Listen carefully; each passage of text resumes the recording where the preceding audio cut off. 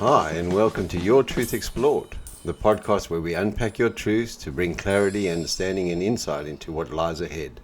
My name is Rodney Reynders. Today's episode is one that explores what it truly means to live and lead from a place of authenticity, purpose, and heart. Joining me is Christopher Miller, a strength-based, heart-centered leadership coach from Wellington, New Zealand, and author of The Joy of Finding Fish and Finding Fish in a Strength-Based Practice. Christopher's work centers around helping leaders, teams, coaches, and couples integrate life and business so they can experience greater fulfillment, inspiration, success, and happiness, what he calls fish. But Christopher's journey is far deeper than business strategies or leadership frameworks, especially with the mission he calls Expansive Love. His goal is to exponentially lift love in the planet. After the heartbreaking loss of his wife Fiona to brain cancer, Christopher found himself navigating grief, purpose, resilience, and what it truly means to continue living with love at the center of life. Through that experience, he developed an even deeper understanding of strengths, emotional connections, gratitude, and the importance of leading not only with the head, but also with the heart and gut. This is a deeply reflective and human conversation that blends leadership, psychology, lived experience, and emotional honesty. So wherever you are listening from today, take a breath, settle in, and join us as we explore the truth behind fulfillment, leadership, loss, purpose, and the journey of finding fish. Well, Christopher, welcome. It's so good to see you today and have the time to chat. I'm really pleased to have you. Thank you for having me. It's my pleasure to be here, and I look forward to the chat. Christopher, we met in an interesting way. I was scrolling through LinkedIn as we do, and there's a little slogan on your thing, and I'm looking at it now. You've got your two books and a little slogan that says, "Let's talk love." And that little logo intrigued me to no end to eventually I reached out and we started a conversation. Maybe, and I enjoyed that conversation, so maybe we can share that with everyone. When you think of that slogan that says, "Let's talk love," what's the message that comes to mind? So, Let's Talk Love was was a card deck I created a couple of years ago, and its intention is to facilitate meaningful conversations about FISH, which stands for fulfillment, inspiration, success, and happiness, and love. So there are four fish categories and there are four love categories in the card deck. And Let's Talk Love, the spirit of Let's Talk Love is to get people talking about love more often around the dining room table, in high trust teams, connected to best friends. But it's a deliberate attempt to open up dialogues about love and caring for one another. And so what was the inspiration behind that? A massive inspiration was my wife, Fiona, and she and I had a 24-year journey together, 20 years married, and we have two boys. And in 2020, Fiona got diagnosed with a brain tumor, and she fought valiantly, but 13 months later, she passed away. And my journey through grief and the recognition that the depth of your grief is usually reflected in the strength of your love for the person that you lost. Um, I went through a meaningful transformation having lost Fiona, and I realized that love was really important to me, important to my boys, important to us as a family, and I felt that love could become a part of my professional persona, and that lifting love on the planet was something worth doing, and that was inspired by Fiona, really, because Wow. she was exceptional at living unconditional love.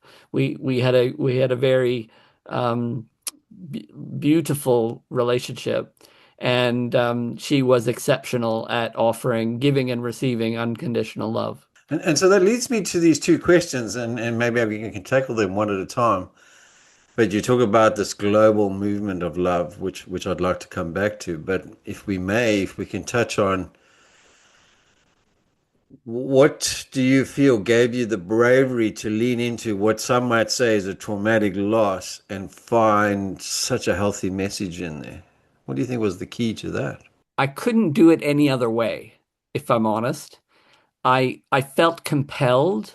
So I had a purpose statement before Fiona died, Yeah. which was to be a great dad, a loving husband, and an extraordinary coach. Wow. And that purpose statement served me well for over a decade. It was my reason for being. It was my big why. Yeah. And me showing up for my boys, me showing up as a husband, and me showing up for my clients as a coach were the cornerstones of my reason for being. Yeah. Now, about 2 years after losing Fiona, so I went 2 years with that purpose statement having been blown to smithereens. Like because being a loving husband was in the middle of that purpose statement. Yeah. When I lost Fiona, I was like, oh my God, I don't know who I am anymore. So Yeah. I went through a major identity shift. And somehow love found me again. And my current purpose statement, which I adopted a couple of years after she died, my current purpose statement is love everything always. Uh, And it will supersede so if another trauma were to hit me, yeah. love everything always is still possible to live. Yeah. Yeah. And so I feel much more grounded and I feel like the trauma served a bigger purpose. Yeah. Um, and in Gallup Strengths language, I talk about connectedness. So I have high connectedness, Yeah. and and anyone with high connectedness feels that everything happens for a reason. The reason Fiona died has not been fully revealed to me yet. But one of the reasons she passed away was to inspire me to invest in love the way I am.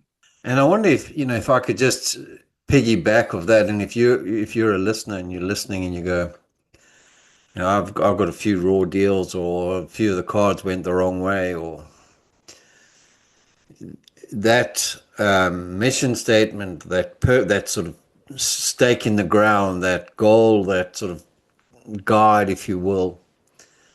Some might scoff, but others would, as in your story, would say that that was absolutely the plumb line that kept some equilibrium in despite the storms, gave the peace despite the storms. And so I encourage you, if you're listening, to say, maybe today is the day I consider a plumb line, a stake in the ground, a statement that says, this is my destiny and this is my purpose. Now, Christopher, you talk about bringing love to the world, and that was a big part of our conversation last time, and was fascinating. So do share it with us all. I was in Canada Christmas 2023, which was a little over 2 years after Fiona had passed away. And while I was in Canada, I was confronted by North American news. And the North American news is, I mean, news generally around the world is pretty negative and pretty challenging to watch. But Yeah, North American news is next level. It's next level. they've stepped up. And I was with family and I was with people I cared about and with people I loved dearly. And I was listening to the news and I was thinking, who is going to solve this? What do we need to do to solve this? And while I was with family in Canada, I thought, well, no one wants less love in the world. No one needs less love. And so while I was there, I thought to myself, wouldn't it be exciting to as a mission to lift love on the planet at this time? What would life look like if that was my mission? And so that led to the Let's Talk Love cards. And I wanted to do it. I was very aware of kind of the role model of John Lennon and Yoko Ono lying in a bed in Montreal and wishing for world and praying for world peace. And I wanted a more practical approach to Okay. creating love in the world. So everything I've done so far has a purpose. It has a tangible objective. And Yeah. so the Let's Talk Love cards is about facilitating great conversations within families or great conversations within high trust teams that care about each other.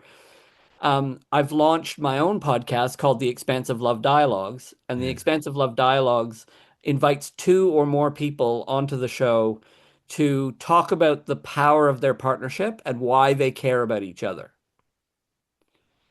Um, I'm also collecting definitions of love, and I'm collecting people's answer to the question, how do you consistently lift love in your life? And so I've got a library, a growing library of answers to those questions. Yeah. Also just before Christmas this past year, I launched an expansive love assessment, which is a 10 question, really short, takes less than 5 minutes, but it's 10 questions to measure how much love do you give, receive, or witness in the last 24 hours. Yeah, and I want to pick up on that because I did that assessment, and what I enjoyed about that assessment is, and if you know anything about me, my thing that floats my boat is this idea of how much do I love myself as a context with which I can then love others. It's like a benchmark. And what I liked about your assessment was that that was one of the focus. Often we assess really well on how we love others or how we love our purpose or our destiny or our God or our faith or whatever language you want to put around that. But very seldom do we consider the idea that loving ourselves is in any way of any value or importance. But from my lens, it's like the benchmark. So I was pleased to see that in there. I quite enjoyed that assessment. Well, and the assessment is aimed at it's free to take. So you can take it as many times as you want.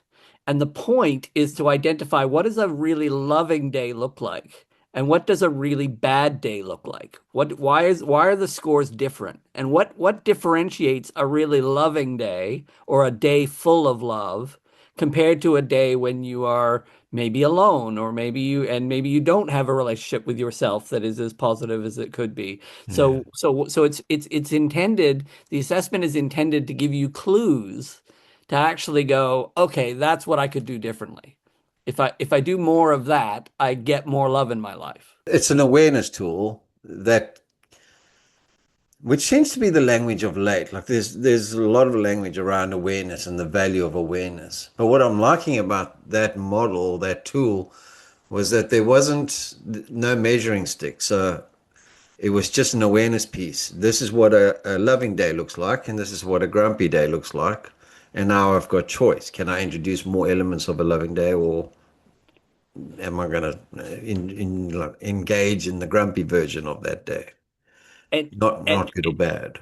Yeah, and it's been designed to be a benchmark for yourself. It is Yeah, not a benchmark for others. There is no point in comparing your score to anyone else's score because their yeah, version and their experience of love is completely different. different. But it's Yeah, very relevant to compare one day of yours to another day of yours.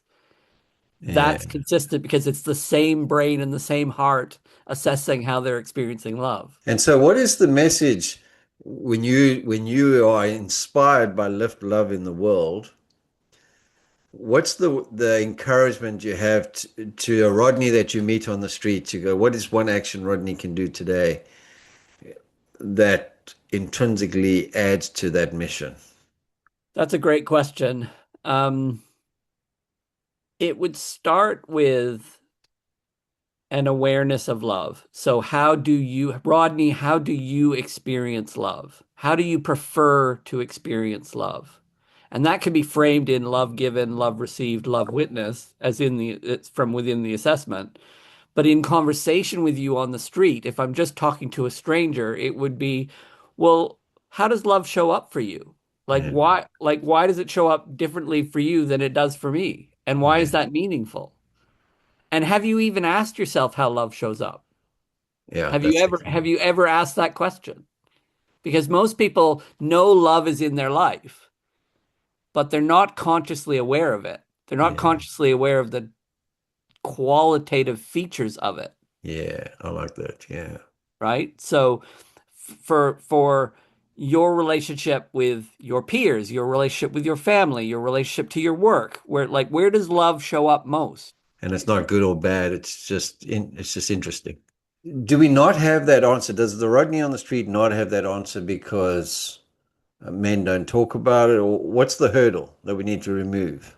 No, and it's not a man and women thing. I'm finding that human beings don't talk about love that often and that openly. Like even in the privacy of a family, even in the privacy of an intimate relationship, the volume of conversations about love is like less than 2%.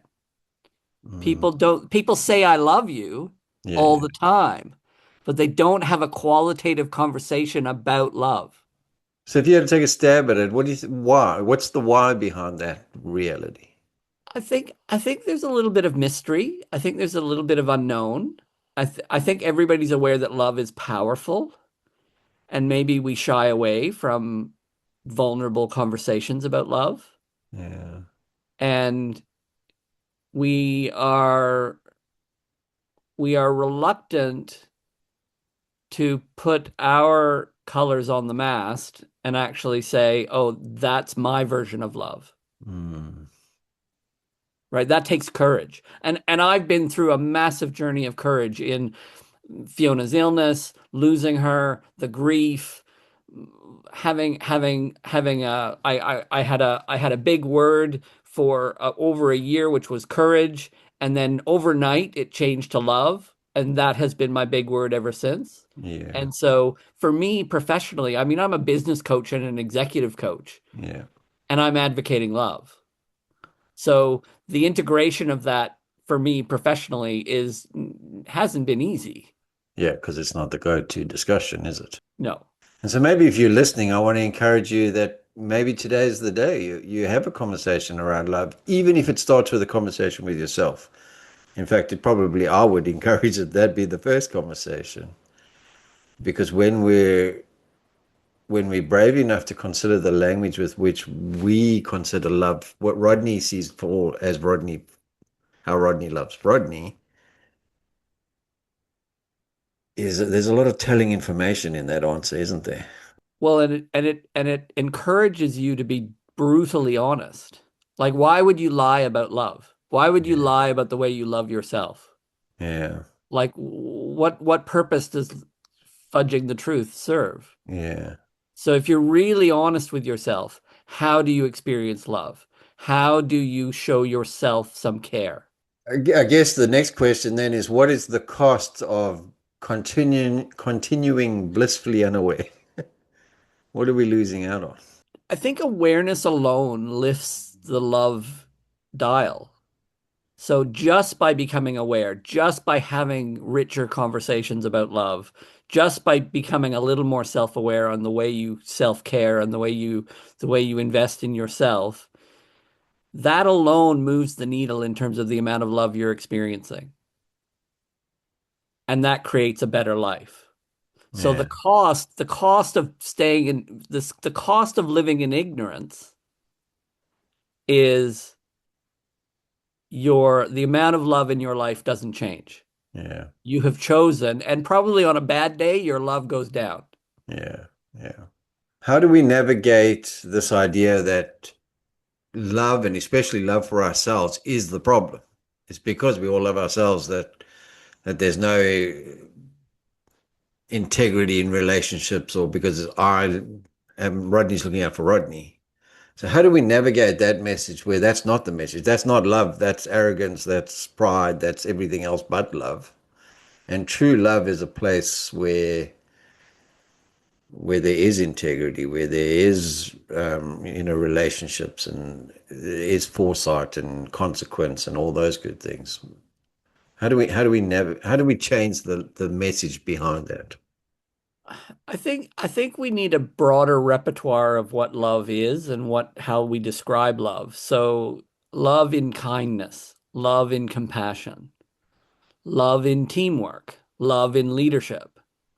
Love shows up in any human interaction, any Yeah, human interaction. And I've had best friends and I've had work colleagues and I've had a coach and a client on the Expansive Love dialogues. So these are not intimate relationships at yeah, all.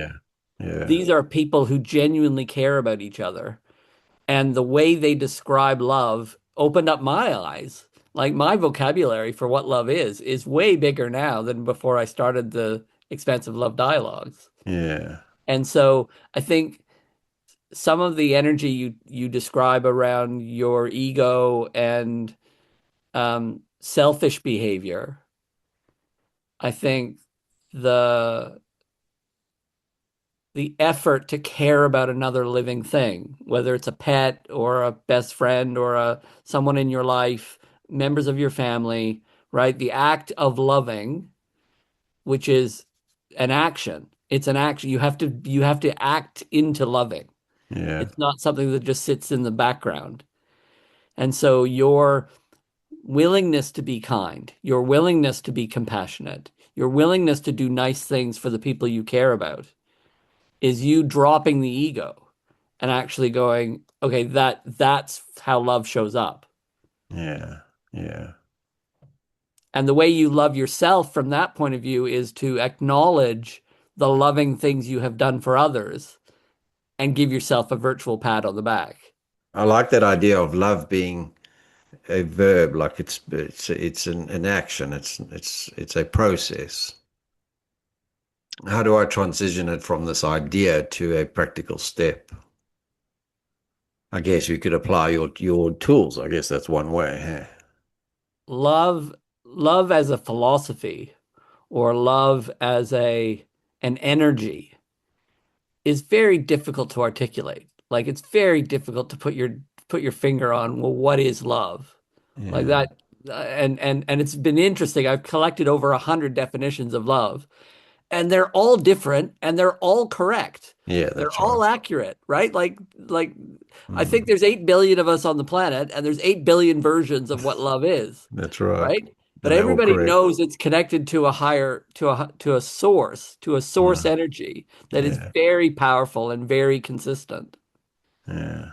And so the practical things that the person on the street can do, which is shaking someone's hand warmly, or giving someone a hug, or buying someone a coffee, or asking the bus driver when you get on how their day was, right? How many people get on the bus and don't say a word to their bus driver? Yeah. And all you have to do is say, "How's your day going?" That's right. That's an action of love. And it's simple. It's a simple process that has carries so much weight. Actually, this weekend we were in the city and there was somebody playing music in the venue, and I thought the music was great. So as we walked out, I just reached over to our mate and said, "And keep up the great work. You're doing a good job." And my wife was walking behind me, and she almost stopped in her tracks and said, "The other day somebody said I looked nice," and it blew my mind. And I was so happy the whole day, that one statement. So I'm glad you acknowledged the singer. And then continue to proceed and go, why, as we walk down the street, why is it that we don't default to that? Why we know the value it carries. She's beaming just from the memory of that one comment, and yet we don't deploy it. Like we just don't do it. So when we think of emotions, when we don't have emotional intelligence, we're happy and we're sad, and those are our two realities. Then we realize, no, there's a whole lot of other options between happy and sad, and there's a plethora of options. Is it just the case that in love we love and we don't love, and we just haven't developed the rest of the language? Is that where we're at, really? I think the language exists, but people don't make the link, right? So how do you link kindness to love? How do you link compassion to love? How do you link understanding to love? How do you link care to love? There's a link between all of them, Yeah, but we don't do it consciously. We don't do something kind and realize we're doing something loving. And yeah, that's the leap of faith that I'm hoping to create, is to help people understand how broad the language is for actually performing acts of love. yeah. And when you're doing the act or after the act, recognize that it was an act of love. Because Because that would be the key, because that's the driver then that encourages the next transaction. well, it influences the giver of love. So if I do something nice and kind and compassionate, and after the fact I recognize it as a loving moment, and it was an act of love, there's an amount of love that trickles over me in that Yeah, moment, that's right? That's right. not just I was loving and kind to someone else. By recognizing that I gave an act of love, I'm actually loving myself. Hmm. That's an intriguing statement, that, huh? And in a practical way, I go so far as to ask myself before I write an email, when I'm replying to someone, I will ask myself, what's the nicest thing I could say in this moment? So it's awareness that's driving this action. Yeah, and it's a choice. I could choose to just answer the details in the email. I Yeah, could just answer the question and be really direct about it. yeah, And maybe the person on the other end is going to appreciate that. But if I top and tail it with something kind, something nice, something complimentary, something positive, and frame my answer in the positivity of it, that's me being loving again. That's me being intentional. yes. And the takeaway doesn't need to be the recipient. In this case, could be me. So there in itself, I guess, is the fine line. So if I use your example, I'm drafting the email and I top and tail it with my versions of love. Where is it becoming a selfish act, and where is it becoming a loving act? It shifts in the intention. If the intention is I want to care for the other person on the receiving end, I care about their well-being, I care about how they receive my message, I care about lifting their day. Like your wife getting that compliment and it lifting her for the whole day. Yeah, You can achieve that in an email. You just yeah. have to choose your opening line. And what I like about the answer is that you holding the measuring stick. So whether it's good or bad is whether my intention in that email is good or bad is defined by my motivation with which I write the said email. So I'm the barometer there. I define good or bad. And I think certainly the conversations I've had is I can't love myself because everybody else is going to think I'm arrogant. But really, is it me? Well, and it's interesting because you raised the word arrogant a couple of times, and I think the principle of loving yourself isn't an arrogant act. It's a selfless act. Yes. And so for you to realize that by caring for yourself and being gentle with yourself and being kind to yourself, you are creating an energy and you are creating a capacity to love others. So ultimately, it's a selfless act Yeah. because your ability to onboard an amount of love by loving yourself fills you up. We all have an infinite supply of love. We all have an infinite supply. Yeah. We just forget. I'm actually, as you say that, I'm reminded of Professor Gary Martin. He makes the statement when the oxygen mask falls off the plane, the instruction is to put it on view first before you help your friend next to you. It's of no value if you haven't got it on you.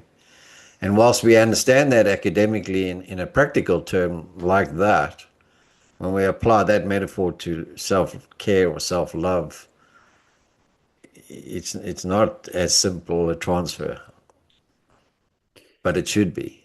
It's the difference between perceiving an act of self-love as selfish or selfless. And so, is it the lack of these conversations then that has not facilitated enough awareness around that choice? Yeah, I think the lack of conversations limits the way love is expressed. It limits the way love is offered. It limits the way love is received. It limits our ability to witness love in places that maybe we weren't expecting. Yeah, So I'll take my dog out in the backyard on the grass and the trees and be in awe of where we live and yeah, deeply grateful for the nature that surrounds our house. And that's not a selfish act. That's just a noticing of the love that's on the planet. Yeah. And that fills me up for the day. Like that act alone can change my day. And when I forget to do it, like when I take the dog out in a rush and I don't acknowledge the world around me, I don't get the shot of love. I don't get the Yeah. benefit. So that gratitude is just another one of the links we haven't made to the Yeah. value of love. It's like it's one of the other tentacles of love. And the question, what do you feel grateful for, is almost the same as what do you love? Yeah, that's an interesting statement, yeah. Because it's just a nuance of, eh? And so explain to me how this whole idea fits then within the fish modality. So fish for me came, I wrote about fish before I started writing about love. So fish stands for fulfillment, inspiration, success, and happiness. And what I was trying to do when I was grieving Fiona, I started scoring myself on a scale of 0 to 10 on fulfillment, on inspiration, on success, and on happiness. And I used my scores out of 10 to determine whether my life was getting better or worse. And Okay. so I kept a journal for almost a year and a half of scores, daily scores of my fish score. And I was able to identify when my life was getting better, and I was able to identify when my life was getting worse, and what I was doing or not doing that contributed to it getting worse. And so I was able to design my life more intentionally based on my fish scores. On the data that you're carrying. Now that design that you talk about, was that um deliberate, or was there elements of it just naturally happening because you're aware? So the concept of fish came to me as a lightning bolt. Like I wrote a LinkedIn article about fulfillment, success, and happiness. And I realized I was one letter away from the fish acronym, so I came up with inspiration. Wonderful. Um, so fish came as a relative lightning bolt, and then the data I collected made it more relevant. The data made it real. The data Yeah. made it useful. And and then I wrote a book on either side of losing Fiona. I wrote a book called The Joy of Finding Fish, and it's about discovering fulfillment, inspiration, success, and happiness in a life well lived. Yeah. And then I wrote a second book about being self-employed and running a strength-based practice using fish as the principle to pursue. So it's not the pursuit of money, it's the pursuit Yes. of fish. How is that message received when you define the outcome, the pursuit of fish above revenue, above this elusive goal that most are pursuing? Generally, how is that message received? So the first book, The Joy of Finding Fish, was very emotional to write, and it was very emotional for people to read because in the middle of the book, I describe losing Fiona. And the last 5 chapters are all about love and gratitude and resilience and finding your way after you've lost a loved one. So it's a book about my trauma. Yeah. The first half of the book is more practical. It's about purpose and values and life roles and how to live fish fully through the lens of all of those tools. Yeah. I think the people that come across the book spontaneously, I'm gonna say it gets caught up in the loss of Fiona. Like the Fiona story is what people remember rather than the fish story. Yeah. I think the people who have bought the second book, Finding Fish in a Strengths-Based Practice, they see the relevance of not using money as the only measure of success. So to measure fulfillment, to measure inspiration, to measure success, and to measure happiness, and to call that your experience of life is much more valuable than a unilateral money threshold. So I guess my question then is love in the chicken and egg discussion, does love precede fish or does fish precede love? I'm writing about this now in my third book, and I think it flows both ways. I think experiencing fish can contribute to love. And I think love is one of the oldest emotions that ever was for humanity and even non-humanity. And so love everything. Mm. So love precedes fish, and fish can contribute to love. And then I wonder if it does it really matter which precedes which. So, Christopher, tell us about the writing project now and how that all links us together. Yeah, so I've decided to finish with I've decided to create a fish trilogy. So The Joy of Finding Fish was book one, Finding Fish in a Strengths-Based Practice is book two, and Expansive Love, Integrating Fulfillment, Inspiration, Success, and Happiness to Feel More Love is my third book. And Expansive Love is a practical guide to lifting love on the planet, starting with yourself. So the goal is to write chapters that have relevance and that feel real and practical. And so I'm trying to transform all of the 100 definitions of love that I have and the 100 consistent approaches to lift love in your life. And I'm trying to transform that into something useful. What are the patterns? Yeah, What do we need to do differently in our lives to feel more love? yeah, And it also offers love in many different contexts, love in platonic relationships, love in intimate relationships, love in family, love in the workplace, love of your community, love of the planet. It's kind of an all-encompassing book yeah. about how love shows up in the world. And I'm hoping it will inspire people to think about the amount of love in their life and do something differently. What's the activator for somebody who's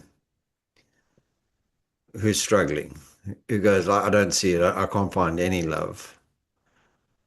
Because we know it's infinite, we know it's around us. So what's the activator for that person? The word I would use instead of love, I would use the word hope. So, and the reason I say that is when I was at the bottom, really bottom of the heap, like when I was Yeah, grieving Fiona and it felt like life couldn't go on, the thing that kept me going was a little bit of hope. Hope for my boys, hope for my life, some little piece of hope. yeah, And that's enough. It doesn't need to be, you don't need to call it love. It can yeah, be something else. But it's someone who's in survival, someone who is really struggling, someone who is in the middle of a trauma. They need something to get them to the end of tomorrow. What am I gonna, what, like, I spent days and days and days just figuring out how I would wake up, shower, feed myself, go back to bed. yeah, That yeah, was my life. And care for my boys. So my yeah, boys kept me alive, for sure. yeah, yeah. And so how do you get, because you got to have a lot of grace to be in that place where you go, okay, so I'm at the bottom, and that's okay because I've got a measure of hope that's going to see me through this. But I need to extend some grace to myself that that hope can actually take root. So what's the hurdles, I suppose, again, for a mate that's sitting, that's listening to this, that is going, okay, so I don't have to find love right now. I can even look for hope. Hope is enough.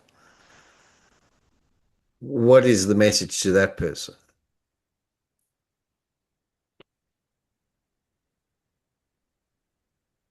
No matter how dark it gets, there is always a pinpoint of hope somewhere. You just have to look for it. I have experienced despair at its deepest level. And in those moments, I have a theory that in the moments of greatest fear or greatest despair, love rushes in. Love finds a way to rush in. You just Yeah, have to notice it. And so there were moments of despair when a friend would call out of the blue, and that was my hope lifeline for the day. that's right. Right? Yeah, Little things would happen, my dog would lick my face, and Yeah. I'd be like, okay, that's my hope for the day. Yeah. So you have to appreciate the little things and reinterpret them as being meaningful. And at the time, were you aware of that transaction, or No, yeah, no. Like it's only in retrospect that I realize all of that took place. yeah? And I Like, think that for me is another one of the key conversations when you talk about love is it's not lost. What sits in the past is not lost forever. We can reflect back and go find the good that was in there. yeah. And I think that is key because a lot of people go, "Oh, I've blown it," and that's not entirely true. All right. So, what's the message then? In closing the conversation that we explored today, what's the takeaway? What's the golden nugget we give a listener? I think one message would be that love is everywhere and you just have to pay attention. Like Yeah. I was walking down the street. I was walking down the street in Wellington relatively recently, and a mother in full business attire holding her 5-year-old's hand were skipping down the street at the highest volume and with the most energy you could even imagine. Yeah. And it was a beautiful thing to witness. It was beautiful. And in my driven personality of 20 years ago would not even have noticed them. Noticed it. And just being in their presence and witnessing them skip down the street was a moment of love witness for me that Mm. was so powerful, like so powerful. And it sounds innocuous, but Yeah. it wasn't in the moment. That's right. Yeah. Yes, I think that will be my takeaway as well, Christopher. It's this idea that love is available despite my worst efforts. It's still available. Like there's nothing that disqualifies me from the avenue of love but me. I am the only doorstop that can prevent it. But I never lose it. So even if I prevent it for the moment, and then later on decide to look back and look with some grace, I will find that truth that is still transferable. I'll still have access to it. So that's a great message. It's a great message of hope, which is hope again. We're back at hope. Yeah. I like that. So somebody's listening, Christopher, and they want to get their hands on the fish books or the other tools that you've got. How does one do that? So all of my tools are available on christopher-miller.com/publications. So you can download the two books for free as PDFs, or you can buy them and I can send out a hard copy. The Let's Talk Love card deck is also there. The the if people want to read more about the mission to lift love on the planet, I have a website called expansive.love. And so that summarizes what I'm trying to achieve. And there's some video clips and some resources and some writing. And if people want to dive into it, they're more than welcome. And the Let's Talk Love cards are available on that site as well. That's wonderful. Well, it's with much love and joy that I thank you for your time today, Christopher. No, my pleasure. Thanks, Rodney. I really enjoyed it. Thank you for listening to today's episode of Your Truth Explored. If today's episode resonated with you, please take a moment to follow the podcast and share it with someone who might benefit from the conversation. Your support helps these messages reach the people who need them most. If you'd like to explore your own truths more deeply, you're welcome to connect with me at yourtruthservices.com.au about coaching or counseling bookings. Also available on that website is our other resources such as music, books, and videos. Until next time, take care and stay connected to your truth.